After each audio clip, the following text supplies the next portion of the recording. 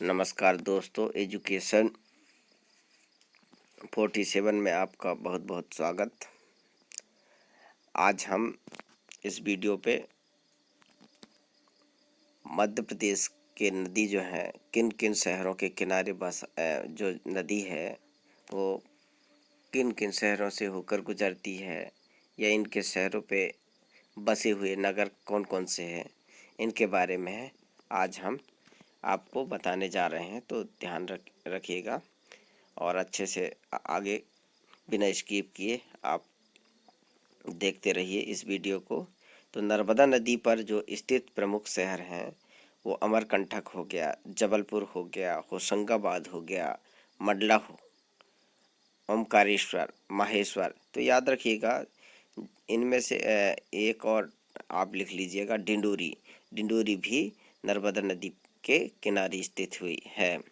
तो ये पुलिस हो गया, पीएससी हो गया और बहुत सारे फॉरेस्ट आरेस्ट हो गए, इनके लिए बहुत ही कॉम्पिटिटिव एग्ज़ाम के लिए बहुत ही इम्पोर्टेंट है।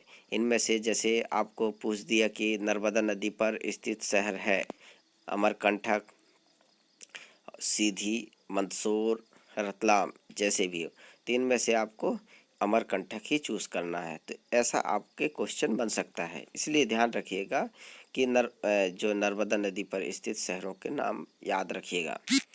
इसके बाद हम आ जाते हैं, अगला है हमारा चंबल नदी। तो चंबल नदी पर जो प्रमुख शहर हैं वो कौन कौन से हैं, तो ये याद रखिएगा। जो यहाँ से चंबल नदी पर स्थित हैं शहर हैं महू, रतलाम, मंदसौर, शिवपुर और मोरेना। तो याद रखिएगा चंबल नदी पर स्थित जो शहर होंगे वो महू होगा, रतलाम होगा, मंदसौर, शिवपुर, मुरैना। तो ये इम्पोर्टेंट है।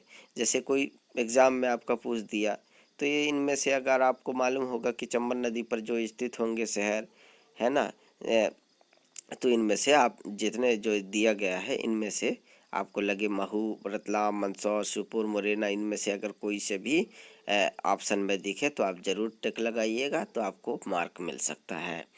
उसके बाद नेक्स्ट है हमारा बेतवा नदी। बेतवा नदी है विदिशा, सांची और छनागर स्थित है।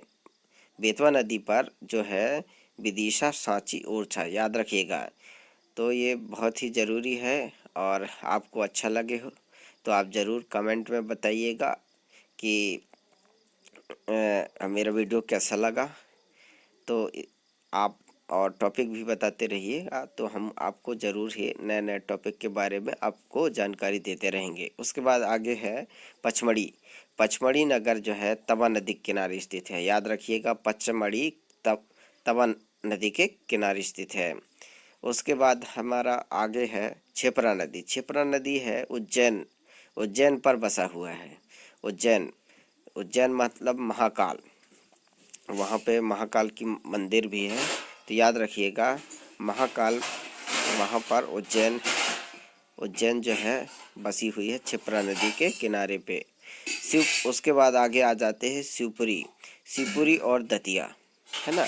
शिवपुरी और दतिया जो है सिंध नदी के किनारे बसी हुई है। तो याद रखिएगा किस नदी पे, सिंध नदी पे स्थित है। कौन कौन से ज़िले, जैसे शिवपुरी और दतिया।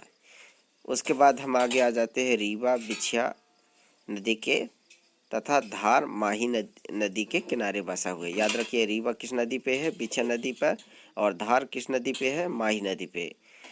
तो याद रखिएगा, बहुत ही ये आपके पास में इम्पोर्टेंट है। आप इनको याद रख के आप अच्छे से अच्छे मार्क ला सकते हैं।